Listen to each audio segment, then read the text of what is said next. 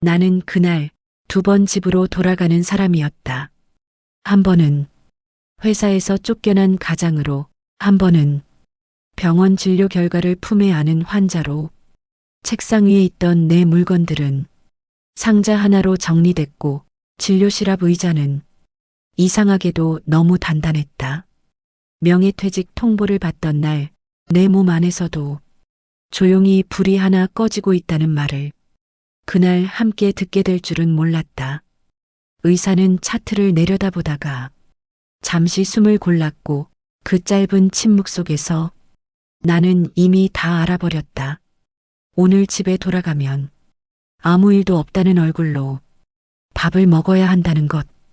그리고 그게 이날이 가장 어려운 선택이라는 것도.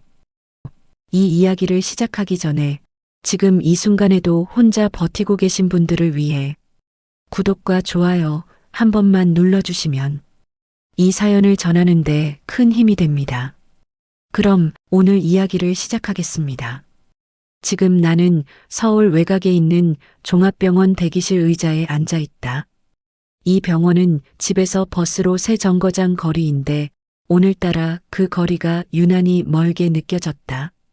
대기실 의자는 늘 그렇듯 불편하다.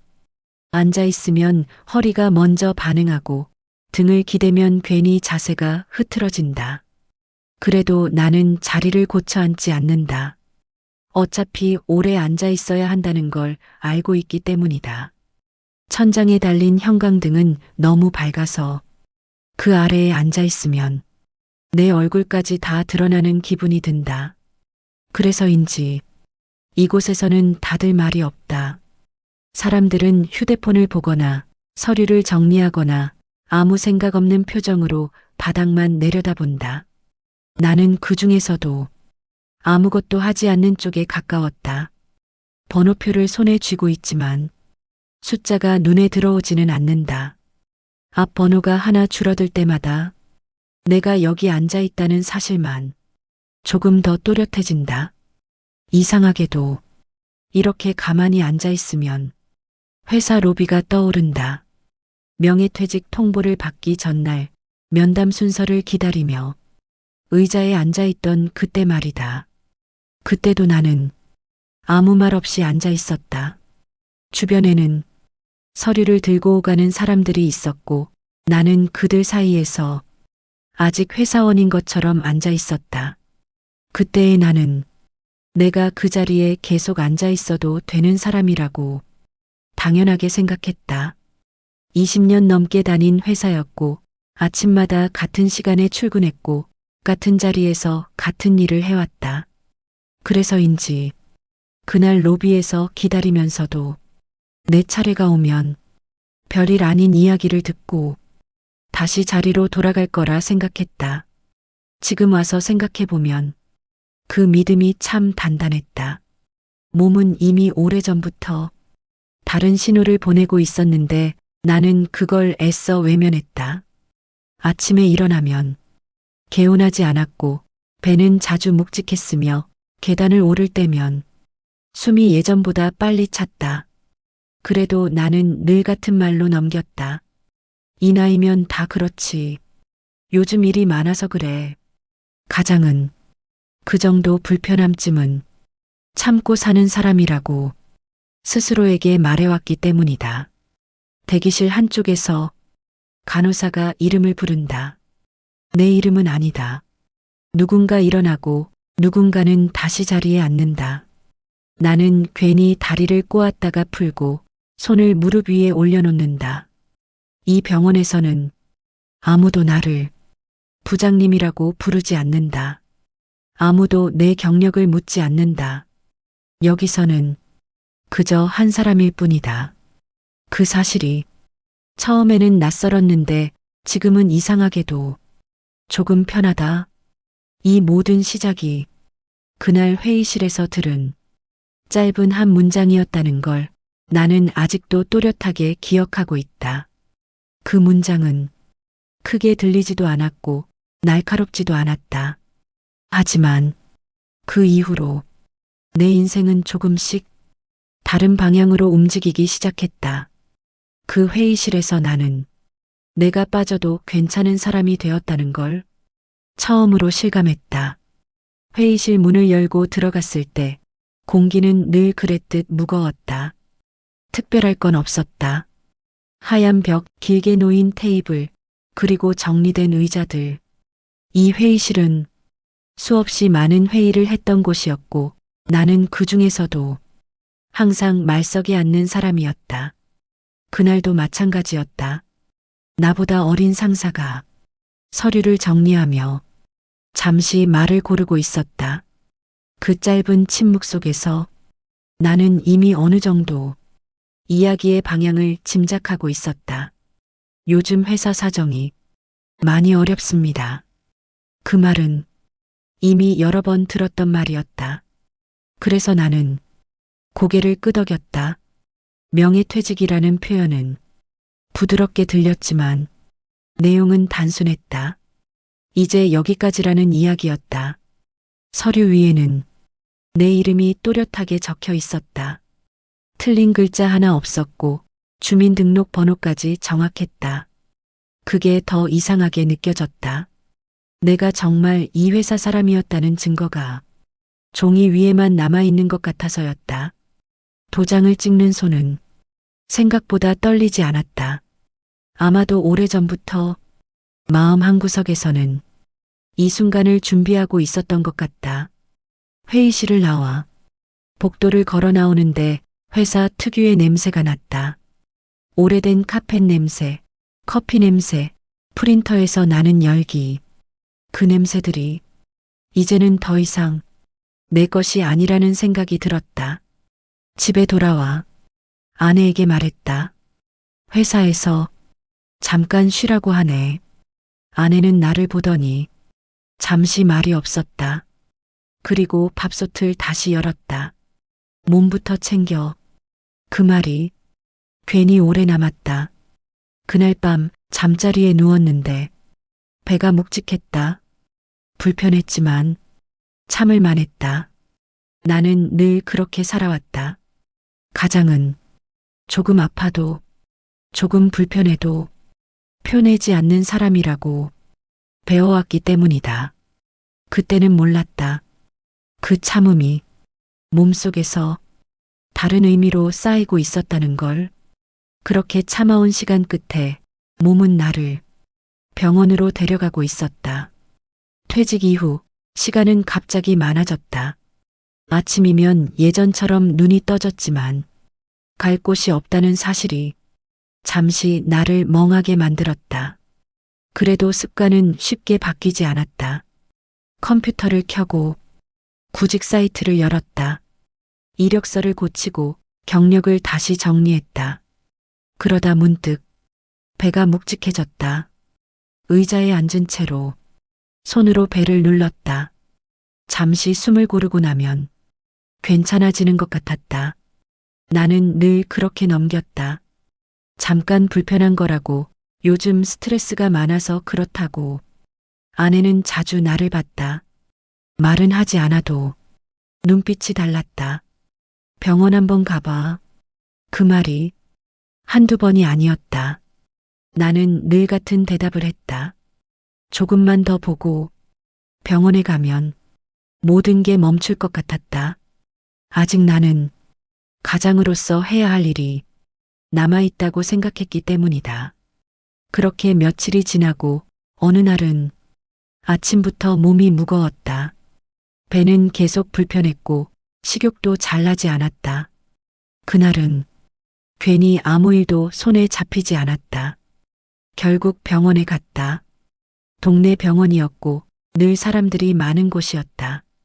대기실에서 번호표를 쥐고 앉아 있으니 이상하게도 마음이 먼저 지쳤다. 검사실은 차가웠다. 기계 소리는 괜히 크게 들렸고 누워서 천장을 바라보는 동안 별 생각이 다 들었다. 괜히 왔나? 아무 일 아니면 다행이지. 며칠 뒤 다시 병원을 찾았다. 의사는 차트를 내려다보며 잠시 말을 멈췄다. 그 침묵이 생각보다 길게 느껴졌다. 결과가 좋지는 않습니다. 나는 물었다. 많이 안 좋습니까? 의사는 숨을 고르고 말했다. 췌장암이 의심됩니다. 그 말이 떨어지자 머릿속이 잠시 비었다. 퇴직 통보를 받던 날보다 훨씬 조용한 순간이었지만 그 여파는 더 깊었다. 회사 이야기는 그 자리에서 끝났다. 앞으로 뭘 할지, 다시 취직할 수 있을지 같은 생각은 순식간에 사라졌다.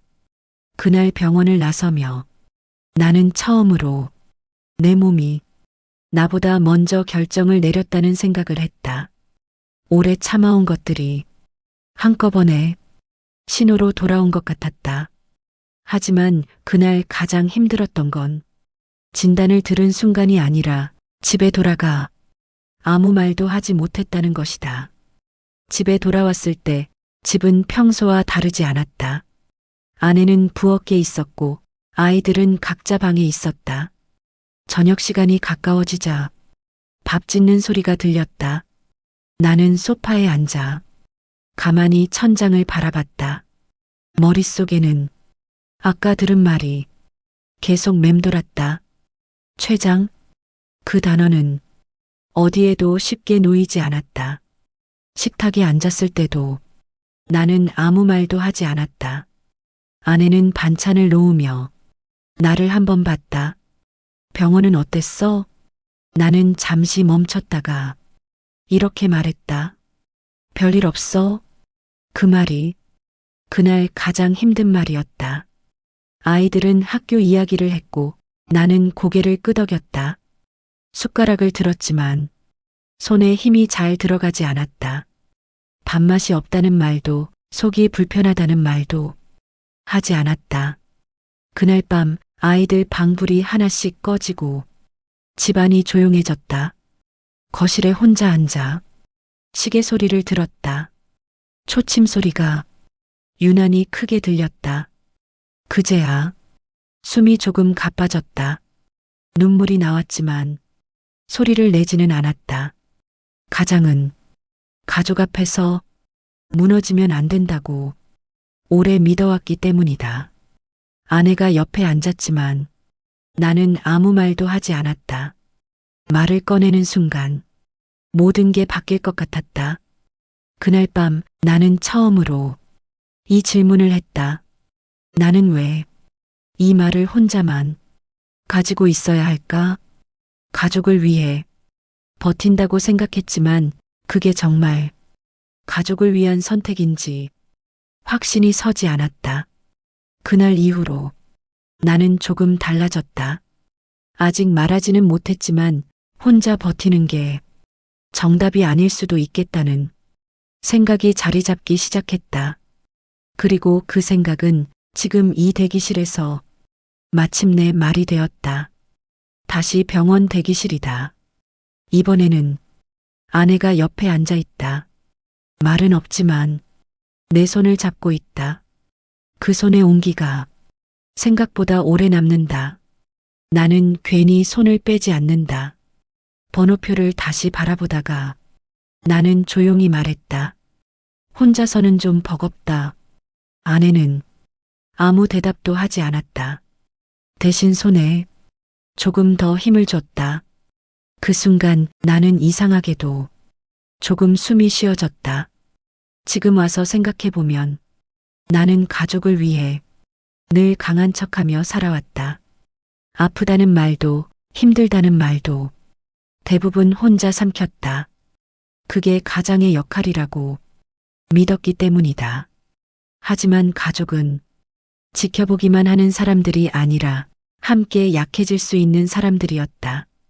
이제 나는 모든 게 해결됐다고 말할 수는 없다. 치료도 남아있고 불안한 날도 많다. 그래도 이제는 말할 수 있다. 아프다고 곁에 있어 달라고. 병원 대기실에서 이렇게 손을 잡고 앉아 있는 지금 나는 비로소 가족이라는 말을 다르게 이해하게 되었다. 지켜야 할 대상이 아니라 함께 견뎌야 할 사람들이라는 걸. 지금 나는 아파트 단지 안벤치에 앉아 있다. 병원에서 돌아오는 길에 일부러 집에 바로 올라가지 않았다. 불이 켜진 창들을 올려다보다가 괜히 휴대폰을 만지작거렸다. 누구에게 전화를 걸 것도 아니면서 췌장암이라는 단어는 아직도 내 귀에 익숙하지 않다. 의사가 설명해준 수치는 기억나지 않고 진료실을 나설 때 문손잡이가 차가웠다는 것만 남아있다. 명예퇴직 통보를 받던 날도 그랬다. 말은 길었는데 정작 내 귀에 남은 건 그동안 고생 많으셨습니다라는 그 한 문장이었다. 고생이 끝났다는 말인지 쓸모가 끝났다는 말인지 그땐 구분하지 못했다. 집에 올라가면 나는 여전히 가장이다. 식탁 앞에 앉아 밥맛이 없다는 말을 삼키고 아이들 학교 얘기에 고개를 끄덕이고 아내가 끓인 국에 숟가락을 담근다. 아직은 아무 말도 하지 않았다. 말을 고르는 게 아니라 말을 할 자격을 찾고 있는 것 같다. 이 나이가 되어서야 알게 된 게 있다면 사람은 무너질 때보다 버틸 때 더 조용해진다는 것이다. 아무도 모르게 아무 일도 없는 얼굴로 하루를 넘기는 게 생각보다 오래 걸린다. 벤치에서 일어나 집 쪽으로 걸음을 옮긴다. 엘리베이터 거울 속에 나는 조금 늙어 보이지만 아직은 서 있다. 문 앞에 서서 비밀번호를 누르기 전 잠시 숨을 고른다. 오늘도 아무 일도 없었던 하루처럼 들어가기 위해서 그리고 언젠가 말할 수 있는 날이 오면 그때는 조금 덜 미안한 얼굴로 이 이야기를 꺼낼 수 있기를 혼자서 조용히 바라본다.